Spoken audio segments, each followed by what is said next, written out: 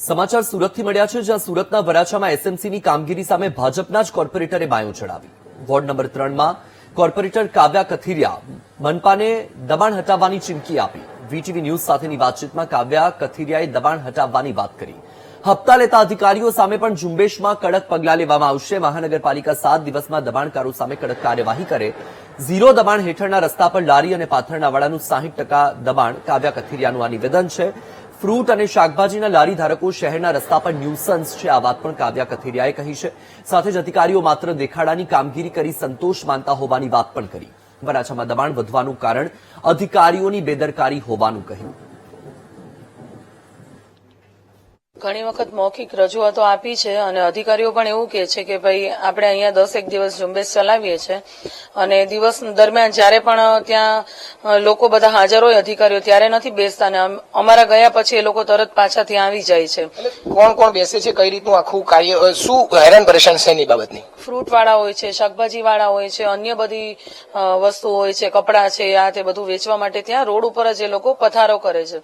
હવે ચીકુવાડીથી કામરેજ વાળો આખો રોડ છે, ઝીરો દબાણ છે, એની બદલે ત્યાં 60% 70% રોડ આખો ફ્રૂટ વાળાઓ ભરી મૂકે છે. એ ભરે એટલે ત્યાં એ લોકોના કસ્ટમર આવે છે, એ લોકો લેવા માટે એ લોકોના ગ્રાહકો ઉભા રહે તો એ લોકોની ગાડીઓ પાર્ક થાય છે. એની પાછળ જ એ લોકોને ફ્રૂટ માર્કેટ આપી છે, પણ ત્યાં નથી એ લોકો જતા, એ ત્યાં રોડ ઉપર જ બધા દબાણ કરે છે. 7 દિવસનું અલ્ટિમેટમ આપ્યું છે, શા માટે આવું આપવું પડ્યું?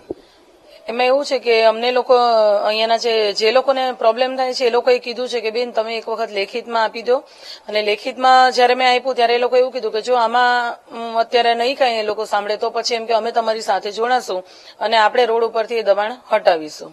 તો શું કીધું જયારે પાલિકાને લેખિતમાં આપ્યું પછી કઈ રીતની વાત થઈ? પાલિકાને જયારે લેખિતમાં નહોતું આપ્યું ત્યારે પણ એમણે કીધું હતું કે આપણે ઝુંબેશ ચલાવીએ 10 દિવસ, પણ મારે એવી રીતે નહીં કરવું હતું કે આજે અમે કરીએ અને કાલે પાછું હતું એ નહીં થઈ જાય. મારે આ વખતે લીગલ જ જવું હતું, એટલા માટે પછી મેં લેખિતમાં આપ્યું.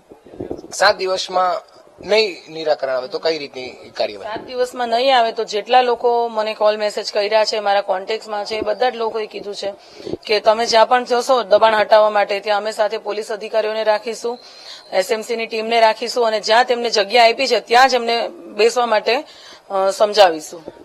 આ કામ તો પાલિકાનું હોય છે, તો તમારે કેમ કરવું પડશે એવું લાગે છે? પાલિકા કરે જ છે, પણ અમને પણ લોકોએ ચૂંટ્યા હોય તો અમારા તરફથી પણ કોઈ આશા તો હોય જ છે કે ભાઈ અમારા માટે અમે અમને વોટ આપ્યો છે તો એટલી આશા તો હોય. તો આપણે પણ એક વખત એ લોકોને જે માંગ છે એ પહેલો પ્રશ્ન આ જ હતો કે અહીંયાનું આ દબાણ હટાવવો. અગાઉ ધારાસભ્યએ પણ વારંવાર સંકલનમાં રજૂઆત કરી છે, તેમાં પણ એવો સવાલ ઉઠાવ્યા છે કે અધિકારીઓ સાંભળતા નથી. આજે તમારી પણ એ જ રજૂઆત, તો કેમ અધિકારીઓ પર આ પ્રકારે કોઈ વાત નથી પહોંચતી? અધિકારીઓમાં કેવું છે કે એ લોકો કરે છે પણ કર્યું ન કર્યું એના જેવું હોય. 5 દિવસ કરે અને પછી પાછું હતું એનું એ થઈ જાય.